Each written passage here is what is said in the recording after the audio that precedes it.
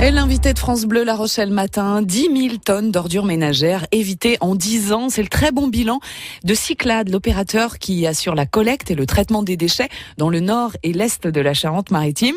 Moins de déchets, c'est moins de dépenses pour collecter aussi. On en parle avec le président de Cyclades, Jean Goriou, qui est d'ailleurs maire de Saint-Georges-du-Bois, près de Surgères, et il répond à vos questions, Julien Fleury. Bonjour Jean Goriou. Bonjour. 10 000 tonnes de déchets qui n'ont pas été enfouis ni incinérés sur les 10 dernières années. J'imagine que cette victoire, ça s'est fait dans le temps.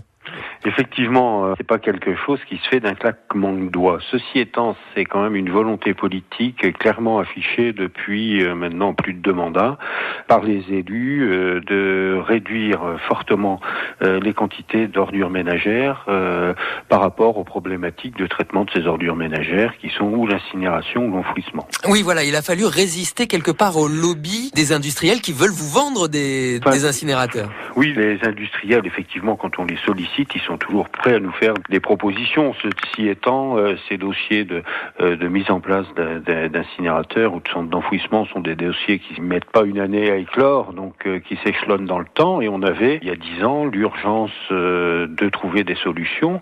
Donc on avait 2 unités d'incinération, une petite à Surgères et une à Paillé, dont on connaissait l'échéance de fermeture pour l'une et pour l'autre une petite prolongation, mais on était pressé par cette nécessité, pour contrôler les coûts, de réduire les quantités parce qu'on n'avait pas la capacité de les traiter sur le territoire. Et ça rend vertueux. Et évidemment, ça rend vertueux. Et alors, comment vous avez réussi, en résumé À mon avis, l'action pour qu'elle réussisse, c'est une sensibilisation permanente de la population.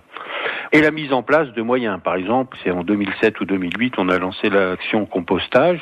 Bon, on est sur un territoire rural, la majorité des habitations ont des jardins. Donc là, ça a été la première action vertueuse. Effectivement, tout ce qui est fermentescible passe dans le composteur. On n'a pas de coût de collecte, on n'a pas de coût de traitement.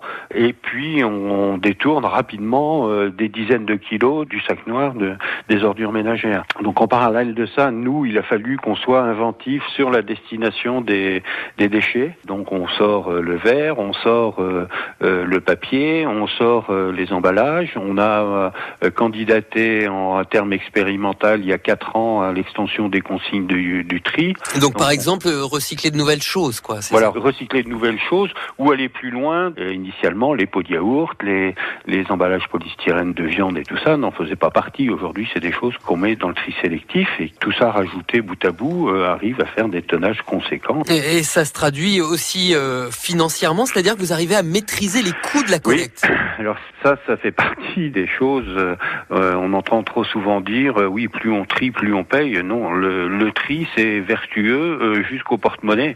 C'est-à-dire que plus on trie et moins on paye, et on le démontre tous les ans, on a réussi à maintenir des coûts qui sont très en deçà de ce qui se pratique au niveau de la région ou même du département de la Charente-Maritime. C'est l'incinération, c'est l'enfouissement qui coûte cher. Exactement. C'est toujours le traitement de l'ultime, que ce soit en ordures ménagères ou en tout venant de déchetterie. On est sur des coûts respectifs de 165 € la tonne ou 155 € la tonne pour 2015 sur ces 2 filières-là, alors que la majorité des choses qu'on peut extraire pour des filières de recyclage, des fois rapportent, comme le fer, des fois ne coûte rien, comme le papier, et des fois, de toute manière, ont des coûts moindres que ces montants-là qui sont très élevés. Il est 7h53, l'invité de France Bleu La Rochelle matin est Jean Goriou, maire de Saint-Georges-des-Bois et président de Cyclades, l'organisme qui collecte et traite les déchets dans tout le nord et l'est de la Charente-Maritime. Et il répond à vos questions, Julien Fleury. Alors Jean Goriou, vous franchissez quelque part un nouveau palier là depuis 1 an en révolutionnant un petit peu votre façon de collecter les déchets et notamment la collecte des poubelles noires qui s'espacent tous les 15 jours. Tout à fait. Bon, déjà, on n'est pas les inventeurs du système. Par contre, on le met en application sur notre territoire. Et on s'inspire aussi pour ça des territoires qui sont engagés sur la redevance incitative, pour lesquels les gens ils présentent leur sac noir tous les 3 semaines, voire plus dans certains secteurs, puisqu'ils payent à la levée ou ils payent au poids. Donc on s'est dit, il n'y a pas de raison que les gens de notre territoire soient plus obtus que les gens des territoires voisins. matin. Et de toute manière, on avait une épée de Damoclès, la conteneurisation, la collecte en conteneur est obligatoire de par la loi. Donc il fallait qu'on s'y mette. Voilà, ce qu'on a mis en place donc au 1er janvier 2016 sur la communauté de communes au Nice Atlantique, c'est de passer tous les 15 jours pour les ordures ménagères et tous les 8 jours pour les emballages. Finalement, la norme, ça devient la collecte des emballages, du recyclable. C'est les emballages qui deviennent le plus important. Et ça a généré à nouveau une chute de la quantité de déchets produits. Sur les 4 premiers mois, on est tout à fait dans les objectifs, puisqu'on s'était dit on doit pouvoir atteindre moins 20% en ordures ménagères et plus 30% en collecte d'emballage. Voilà. Après, effectivement, ça demande un petit peu de discipline aux gens. Alors, on a choisi aussi un moyen, c'est-à-dire de faire des apports des containers dont on est propriétaire, Cyclades, dans tous les foyers. Ce qui nous a permis de communiquer en direct avec les gens sur le tri, sur la manière dont ça allait se passer. Donc on avait déjà les questions des gens et on pouvait donner les réponses. Et après, par commune, on a fait une réunion publique où on expliquait toute la démarche qui nous avait conduit à cette nouvelle orientation. Et vous êtes prêt à la généralisation là ? Alors là, on va étendre au Nice Sud au courant de l'année 2016, au 1er octobre 2016, et après sur le reste du territoire Val de Saintonge, la collecte incitative sur ces 2 territoires, au Nice Atlantique et au Nice Sud, c'est accompagné aussi de la robotisation de la collecte. Ah oui, c'est-à-dire vous avez des camions poubelles high-tech. High-tech, exactement. Et plus de rippers. Et ils viennent quoi, ces pauvres rippers ? Alors les pauvres rippers, ils sont plus rippers, on les reclasse. Alors déjà, on a, je sais pas si vous imaginez, cette opération, c'est 60 000 bacs qu'on a achetés, 60 000 bacs dont on est propriétaire et qui sont dans la nature et qu'il faut entretenir. Donc ça va déjà occuper une partie du personnel. Après, on a besoin aussi de plus de chauffeurs puisque la collecte robotisée prend plus de temps.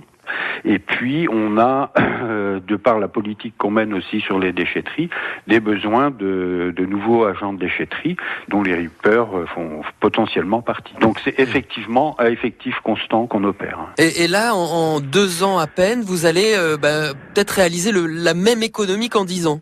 Sur ce territoire-là, oui, c'est pas impossible.